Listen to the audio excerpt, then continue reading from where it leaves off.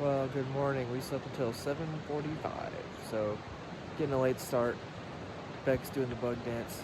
We're gonna head to the hot spring at Muir Trail Ranch, spend a little bit of time there, and then we got to get up and over the next pass today. The snow shouldn't be too bad, so there's not a huge rush, but it is a hot, exposed climb, so we're gonna have to knock that out and then camp on the other side of the valley.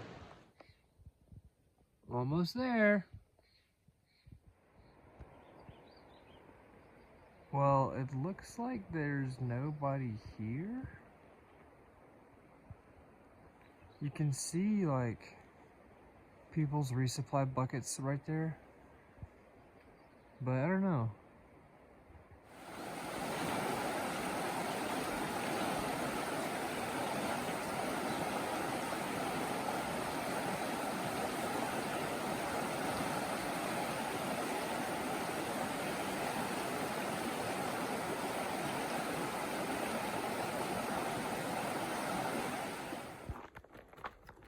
So we are hiking back to the red line. As you can see, that river was pretty swift, and it wasn't really something we felt comfortable crossing twice. So, because even if we crossed it once, we have to come back and do it again. So, probably not the best. It was pretty deep, pretty fast. So we're gonna get back on the line. We've got a bit of a climb to get back to the red line, and then a big climb to get up and over Seldon Pass today. Other than a good campsite last night, this little detour was kind of a waste. Muir Trail Ranch was closed, even though they're supposed to have been open for a week already, according to their website. But whatever, it added like a mile. We got to camp by the river last night, which is super pretty, so not all bad. We're gonna get back to the line, knock this climb out, find another good campsite, get close to VVR.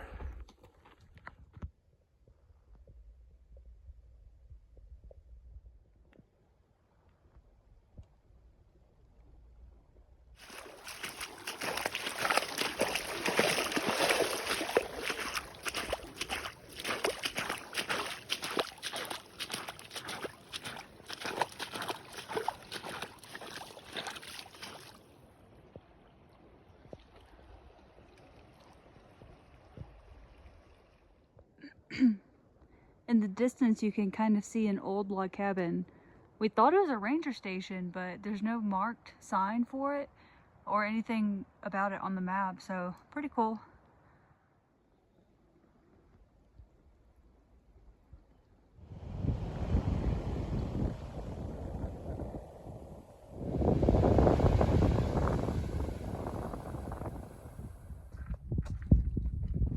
Seldon Pass.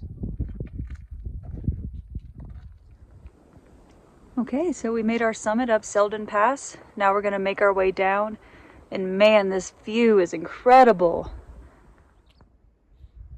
Check this out. Goodness gracious.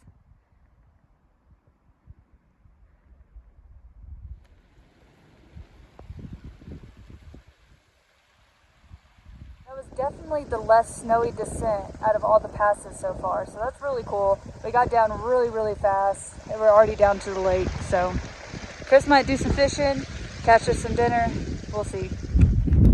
Well, Seldon Pass was like one of the easiest passes we've done. Very little snow, no real like dangerous traverses or anything like that.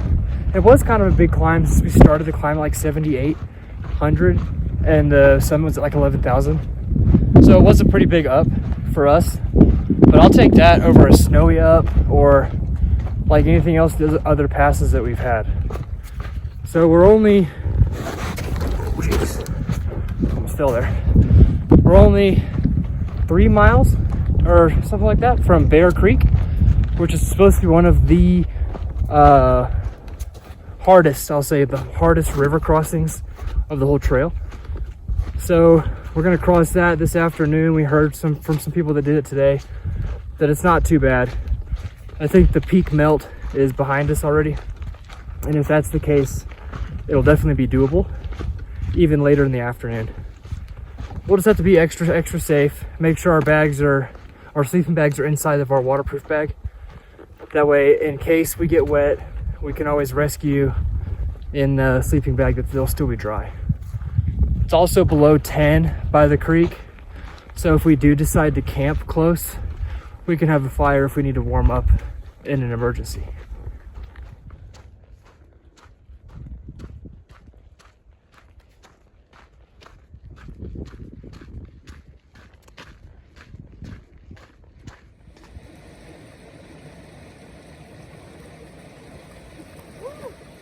Keeping them feet wet. The water's icy. Well, this is it. Doesn't look too intimidating. Maybe it's deeper than it looks. So I'm not gonna film myself crossing right here because I have to put my phone up in a waterproof bag. And Beck's gonna cross about 50 yards upstream with another guy that we met on the trail. So maybe I'll get a video of her if I can cross first, but otherwise might not be a video of the crossing. You'll just see if I made it or not.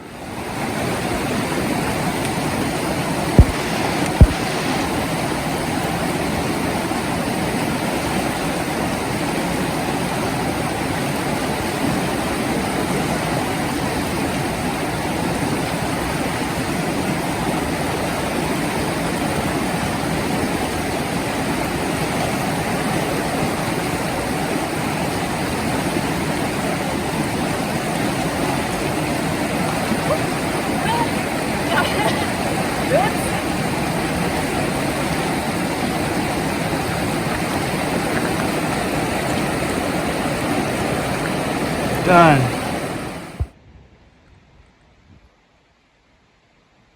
So that crossing was super chill. I don't know, maybe it's a lot worse whenever there's a lot of snow melt, because there were comments about it being up to like people's waists, people's shoulders. I didn't go above my knees or Beck's knees, so that's good. I mean, it's good to knock that crossing off, but I was expecting it to be a little worse, but no problem. We are gonna walk a couple more miles, probably camp by Bear Creek, enjoy the sound of the water, build a fire, cook some fish. I caught some fish today, so we'll cook those.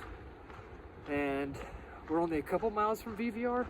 We're talking about skipping VVR. We'll see. If we do, that gets us closer to Mammoth without taking as much time.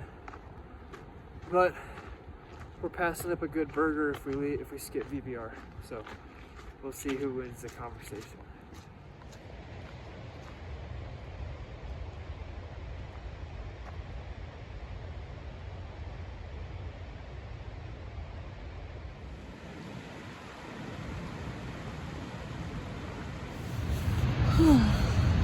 We are headed to sleep. Headed to sleep? Whatever. It's It's not a journey. 10 p.m. now. We stayed up pretty late because we slept in pretty late this morning. Yeah, that's true. But we're setting an early alarm for tomorrow morning, so try to do at least 15, 16 miles tomorrow. Yeah, we gotta get up and over Silver Pass tomorrow. Yeah. We decided that we're gonna go ahead and skip Vermilion Valley Resort and just push to Red's Meadow. So maybe get there in about 2 days. Yeah, Tomorrow and 35. the day after. 31 from here, so definitely doable in 2 days. There's no huge obstacles that would slow us down. A couple climbs, but nothing crazy. So we're gonna get some rest, get up early, and knock out tomorrow. We'll see y'all then.